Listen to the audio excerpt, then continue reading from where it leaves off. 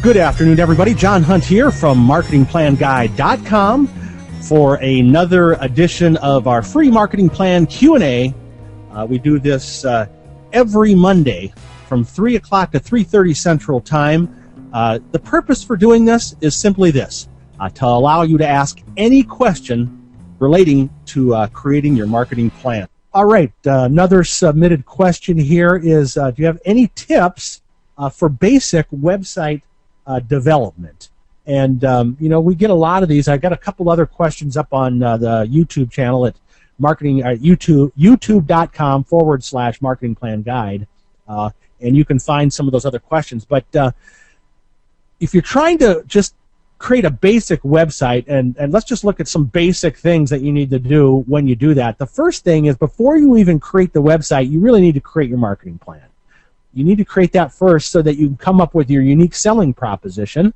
And when you create your website, you want to make sure that you emphasize your unique selling proposition. And you want to understand the buying cycle of your ideal prospect. So this is some of that thinking before developing stuff that you want to do, because there's two kinds of buyers. There are people that are looking for something specifically, they're ready to buy now, and boom, you get them in. There's other people that have a longer buying cycle that you need to treat differently. So you need to identify the buying cycle of your ideal prospect. Then the next thing you want to think about is, what do you want your visitor to do? If you could pick one thing for your visitor to do, what would you want them to do? And you need to focus on that. And then the next point kind of goes along with that. The upper left corner of your website really is key, because studies have shown as you view a website, people start in the upper left-hand corner and kind of move to the right as if you were reading. Makes a lot of sense. So whatever it is, the key thing you want your visitor to do, you want to kind of think about design a real estate in the upper left-hand corner. And then the next point is to find someone with your ideal customer profile to look at the site with cold eyes. And what I mean by cold eyes is they've never seen the site before, and you can just kind of watch how they interact with the site, where they click, and then also just ask them, debriefing questions. Was the site clear to you? But this is some research that you can do, even if it's just one person in your ideal customer profile, just to take a look at that site with cold eyes. I think it's really key to be able to do that. Map it out on paper before coding, okay? Back to developing your website. What you want to do is take and create a paper version of your website, and maybe go and look at other websites that you like and say, well, here, I'd like my visitor to be able to do this, I'd like my visitor to be able to do this, and map that out on paper kind of before you even do any, hiring a designer or trying to do it yourself. Just so you, again, create that roadmap and focus on that thing that you want your visitor to do.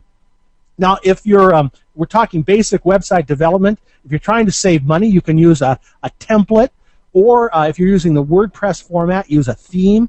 And I think if you're designing this website yourself, use the WordPress platform. It's really kind of the new standard for a self-designed website coding, because basically it's all, there's really not a lot of coding to do. You basically install it on your website, and then everything's done from a web browser, so you can make changes to your website from anywhere in the world.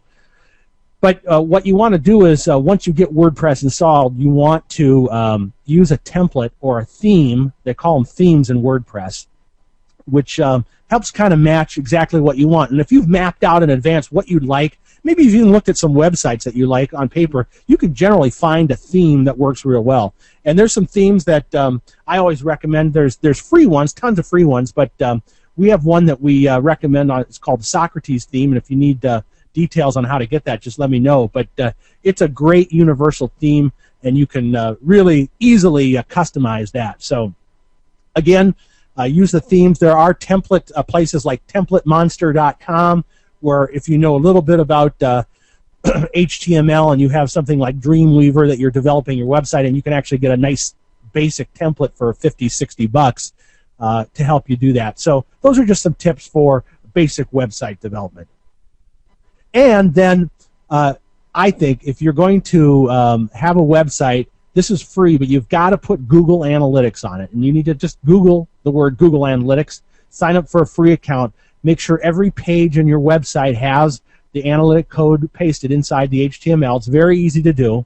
Or if you're using a blog, there's actually a plugin for WordPress that you just have to punch in your Google Analytic code one time, and then it automatically adds it to your new pages as you create them. So definitely use that. That's going to be able to give you the ability to track your website traffic and what happens with different people that are coming in, what path they take as they come into your site, what pages are the most viewed, what pages they exit on, how long they stay on a page. It's just some great information. If you're not using Google Analytics on your website, you got to add that because it's going to give you a wealth of information.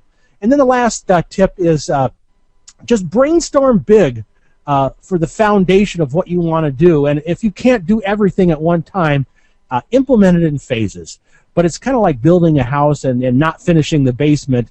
If you didn't have that foundation poured correctly and didn't have room for the basement, a couple years later you want to add the basement, all of a sudden then you can't, you don't have the opportunity to add to your place. So make sure you brainstorm big and that you are able to implement in phases if cost is an issue and you're not able to do it all at one time. But do that in advance if that's what you're actually doing.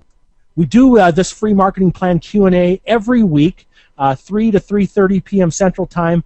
Marketingplanguide.com/questions is where the replay will be posted, usually within 24 hours. And also, usually within 24 hours, we'll get the link for next week's registration. So if I didn't get to your question this week, make sure you register for next week's program and submit your question in advance, and that'll get at the front of the queue for our next session.